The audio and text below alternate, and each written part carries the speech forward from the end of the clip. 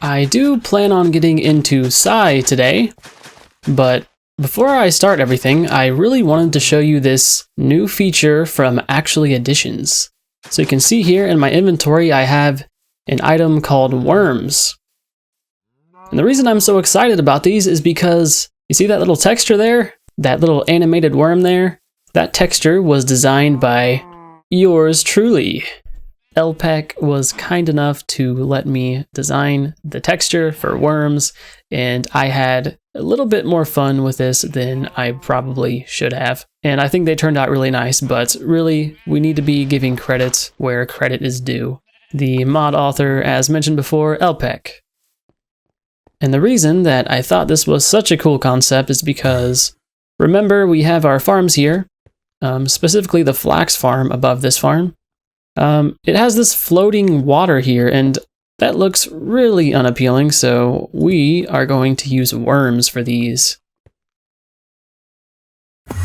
And the crops are currently not fertilized, but if we place a worm down, you see it starts walking around. I think that's so neat. Over time, it will start fertilizing this 3x3 space, and every now and again, it will apply a bone meal effect to the crops. Now, it doesn't let you place a worm in a previous worm's 3x3 area, so you kind of got to plan your stuff out.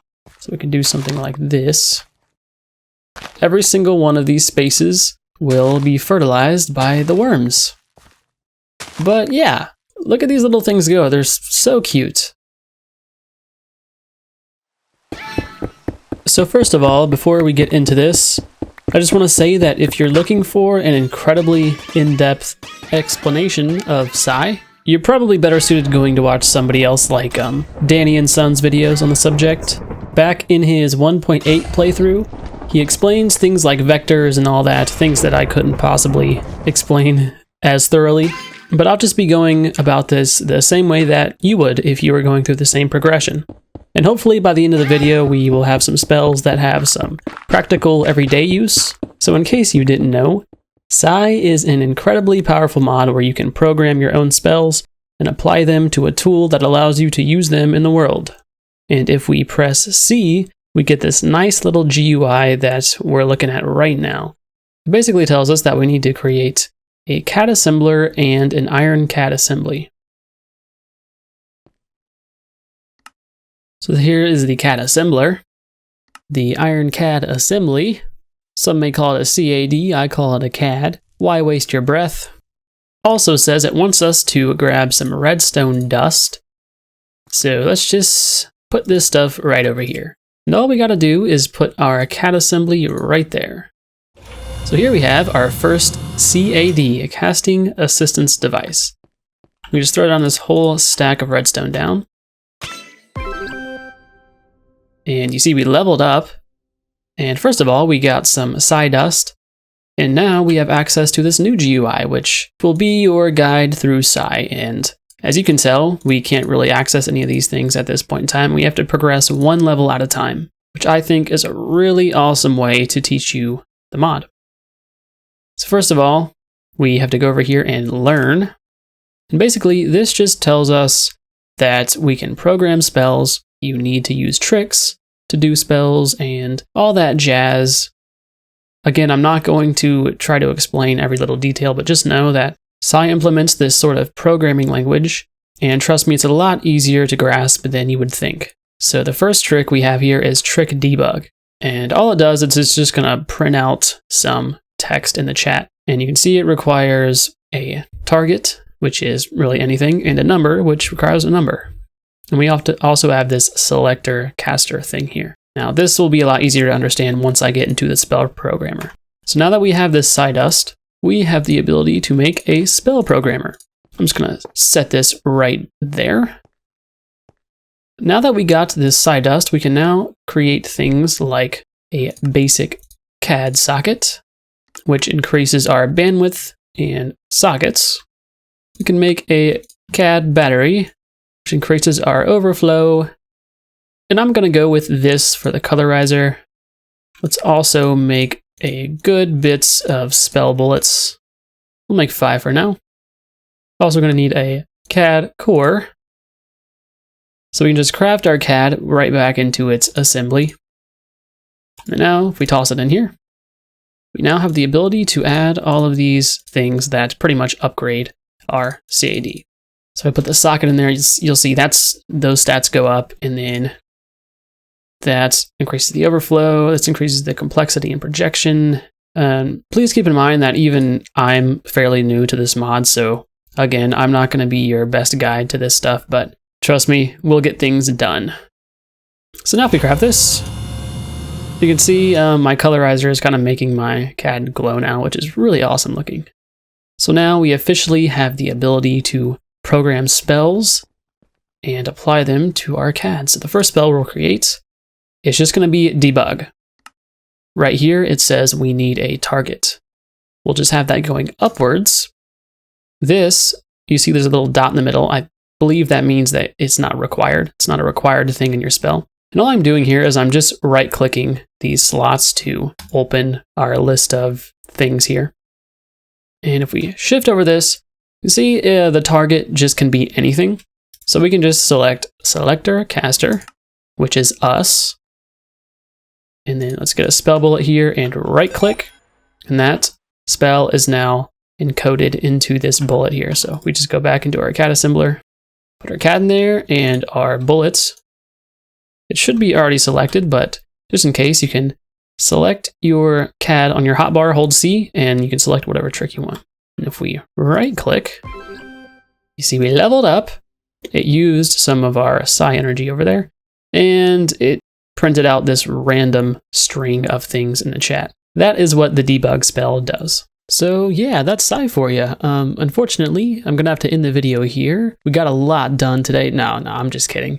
There is a lot to be done, and I know this portion is a little boring, but it gets awesome, trust me. And now let's see what we have access to. Let's learn this. We've now unlocked a, this is a constant, basically just a number, and a connector. So what we can do is we can go in here, right click, and we can select a constant number. You just gotta select this and start typing anything in. That's how you create whatever constant number you want. And then just attach this to our debug spell. And all you gotta do is select whatever spell you have selected in your CAD, and you can just shift right click and it will apply that spell to your current bullet. Now if we try this, you see in that random string of text there, it's now printed out a number, which is again a constant. This is boring. When do we start doing cool stuff? Well, now. So our next trick that we have access to is add motion, which adds motion as you would expect. And we now have access to our look vector. Again, not going to try to explain vectors to you, but just know that this will allow us to do very cool things. So to clear your current spells, Control-Shift-Delete, now we can start fresh. So what I'm going to do is I'm going to select this trick, which is add motion. So it requires a target, a direction, and a speed. You'll see the target is the entity, which is us. Direction is a vector, and speed is a constant. The target, obviously, is going to be me. The direction is going to be entity look, which requires a target itself, which is an entity, which is us. So pretty easy to understand. So we cannot connect our direction to this at the moment. So all we got to do is we'll have the direction going that way. And then you can use connectors for this. Very simple. Then we're also going to need a speed. So we'll just use a constant for this. And you got to make sure your speed doesn't go over your psi energy cost. So obviously we can't do 232. I believe we have enough energy to do speed 2. So we're going to use a new bullet for this and then select it. And now if we right click, it moves us a little bit in the direction that we're looking. Obviously you can do this to move upwards, which is pretty cool. If we increase this to 3, you'll see this is going to cost 1,285. And if we try to use this now, it did work, but it took some health away. So if the psi energy cost of the spell exceeds by a lot your current psi energy, you will die. So just keep that in mind. So now we've unlocked tutorial 4, which gives us access to the explode trick, entity position, vector raycast, and an error suppressor. So at this point, I feel it'd be a lot more exciting if I stop showing you how the spell is created live and just show you the finished product, and then we'll come back down here and I'll show you how I actually created the spell. Basically, we're getting to the juicy stuff first. So for the next spell that I want to create, we're actually going to make a gold CAD assembly, which has a higher potency than the iron version, but the efficiency is a bit less. Because for the explode spell, you can get some more bang for your buck if you use a gold CAD assembly. So let's use a bullet here, apply this to our CAD, and we are going to go upstairs, at least a short distance away. Now, let's just stand here and look at this block here. Look at that. We now have the ability to blow up blocks from a distance. And also, you see, we leveled up again. So I believe the max amount of distance that you can do this is 32 blocks away. I don't know how this would have any practical use, but you gotta admit it is pretty cool, right? So here's how it's done. We have the initial explode trick. That requires a position and a power. The power is this constant number, which is 2. The position is a vector raycast. And this vector is obtained by grabbing a ray, which is our look direction, and a position, which is us. So from our position and our look, it creates a raycast. And then, of course, these entity look and entity positions are obtained from the caster, which is us. Simple enough, right? Returning back to our little tutorial screen here, let's go ahead and learn level 5.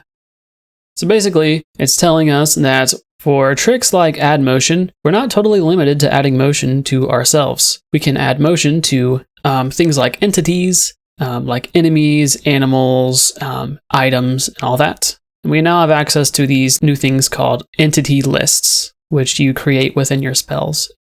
And these things which allow you to do vector math, which is incredibly complicated, at least for me. A lot of you may be very fluent in programming and have a really good grasp on vectors, but again, if you want a good tutorial on vectors, watch Danny and Son. He explains it very well. So I'm going to create a spell that contains this component here, and we'll be right back. So I've got this spell here, and I'm going to use my iron CAD assembly for this. It's not the potency I'm worried about, but the cost. Select the spell, add motion to living, and what this will do is whatever way we're facing, any mobs around us, any living thing, it will move in the direction that we're facing. So, see that cow up there? Now, the thing about this is if we're facing this way, the cow will move towards us, but if we're facing that way, it'll move away from us. It's pretty cool.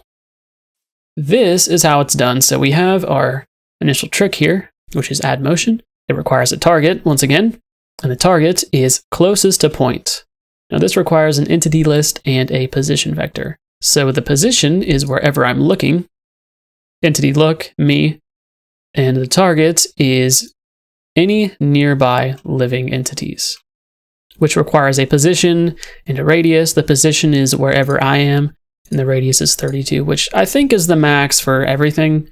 I'm not too sure. I'll need to read more about that, but again, add motion, speed is 4, the direction is wherever I'm facing, yeah. So it's pretty cool though, right? So now it wants us to utilize the operator sum. So here's my spell. I'll just have debug with me as the target, 2 plus 1. And there we go. That was one of the easier ones there. Now we have access to Vectors 101, and this is, yeah, I'm not too sure about how this is going to go, but we'll get there, trust me. So I've got this spell here that I've named Upwards Motion. Just going to apply that to my CAD. Upwards Motion. So again, this is just a motion spell, and for this one, the direction was a vector construct. We've constructed our own vector. And for the Y, I've just set it to 1. So basically, it adds motion to us. We are the target. And again, we have leveled up alternative casting.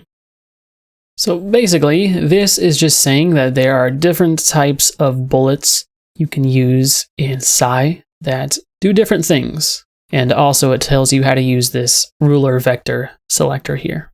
There are focal points in Psy, which we need to use. Every bullet has its own way of using focal points. So first off, let's make our projectile spell bullet. And I've created a little spell here. Oh, also, if you haven't noticed, I removed building bricks from the pack, and apparently I had used building bricks for my altar here, so we'll have to replace these with non-building brick stairs. So let's just use this. Nice. So you see that actually fired a projectile. So again, just trick explode, but the position is entity position. That entity position is derived from the focal point. I think just for the heck of it, I'm gonna make a mind spell bullet as well. And we'll use this same spell here. All right, there's a spider. Let's put our mind down and lure him over to us. That is great. So yeah, there's a lot of cool things that you can do with spell bullets. Oh yes. Now I know I said I wasn't gonna do too much that pulls us away from the progression, but I really want to try out this vector ruler. So there we go, it's now set to this vector. Instead of using the focal point for this trick, we're going to use the ruler.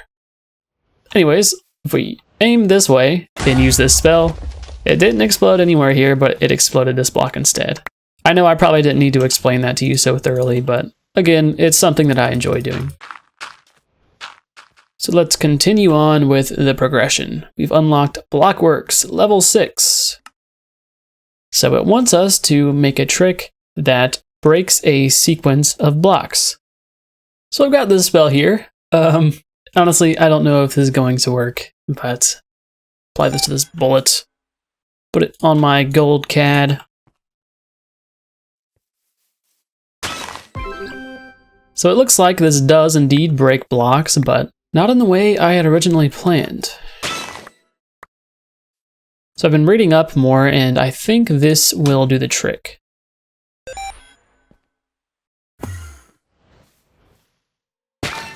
So check that out. This is a spell that will break blocks in the direction of the face of the block that you're looking at. So say I'm looking at the side of this sand. Breaks blocks, 7 blocks in that direction. Say we want to go underground quickly. Let's go somewhere that isn't near my base. Sorry it's so dark right here, but we just aim downwards. And then mining in this direction is just as simple as aiming at the correct face of the block. And this is how it's done. I couldn't find a better way to compact it, but basically we're doing a vector raycast, which gets whatever block we're looking at. And then from the same entity position and entity look vectors, I'm casting a vector axis raycast, which returns whatever side of the block we're looking at.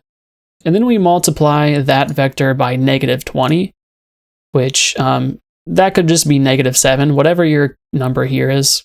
So -20 means it's going opposite the face that we're looking at. And again, that's multiplied by this number, and then that goes into the actual trick, which is break block sequence.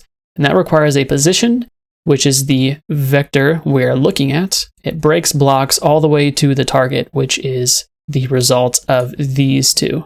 And then this number is just the max amount of blocks that it's able to break. So if we change this to something like 8, it would not work at all. So 7's a good number.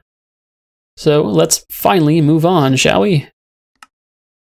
So up to this point, one of the big limitations on our spell's complexity and how potent our spells are has been our CAD itself. And finally, we have the ability to upgrade our CAD with Psy Metal. So first of all, we need some gold. And I'm going to make another bullet as well. So in here, we can select the Infusion trick, and that's pretty much all it is. So now if we select Infusion and throw some gold on the ground, we've now created some psi metal.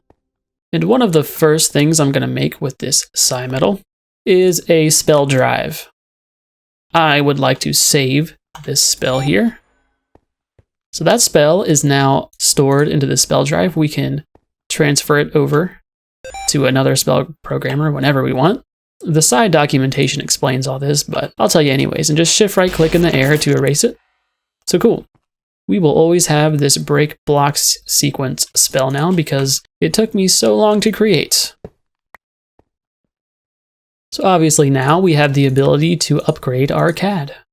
We can get a psi metal CAD assembly, a conductive CAD core, signaling CAD socket, an extended CAD battery, and I'll make another colorizer just because I like colorizing my CADs. So just put everything in here like we did last time.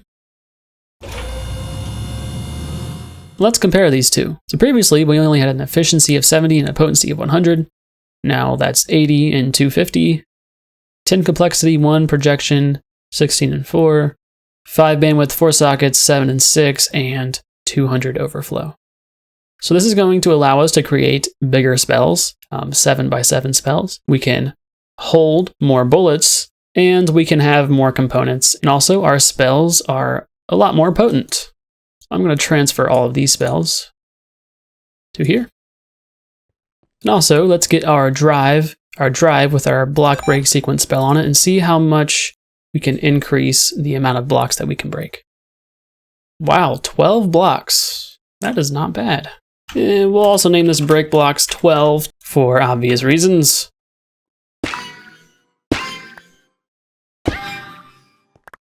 Definitely a fan. So now I'm going to attempt to change this block breaking spell into a block placing spell. Since we already have everything in place to do that, it shouldn't be too hard. It looks like 32 is the limit for the block placing trick. Apply it to our CAD, and so the block placing spell places whatever block is to the right of the CAD. Put some blocks to the right of us, and check that out. Isn't that cool? The only real use I can think of this is for building bridges like this. And of course, with our block breaking spell, we can break the blocks, but of course we'll fall.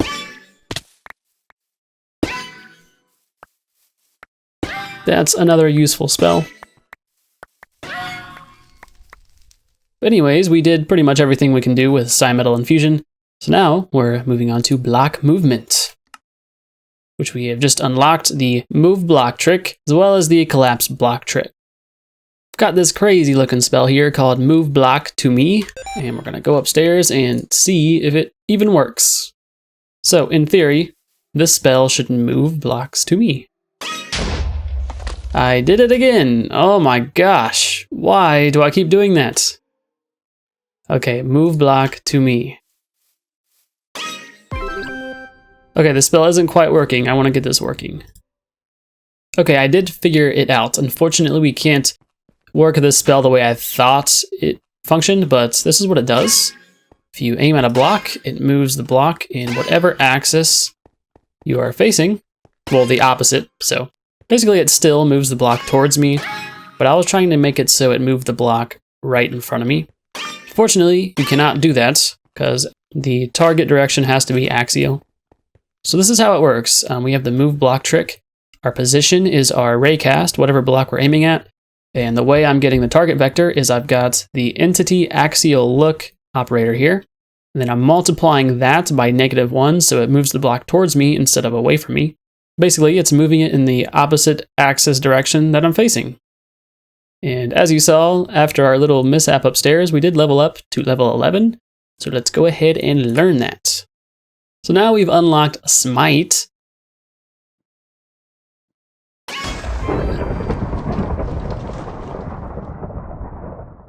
And this is how it's done. It's just raycast, the block we're looking at, strikes lightning in that block vector.